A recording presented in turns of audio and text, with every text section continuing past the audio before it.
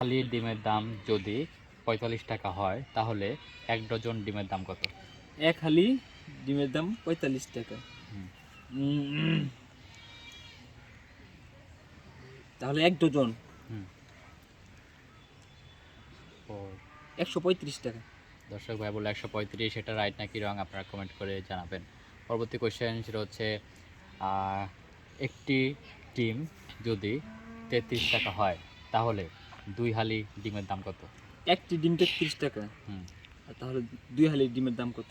হুম। 4 6 264।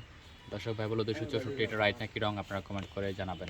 পরবর্তী কোয়েশ্চেন ২ গুণ ৬ মাইনাস ৬ কত হয়?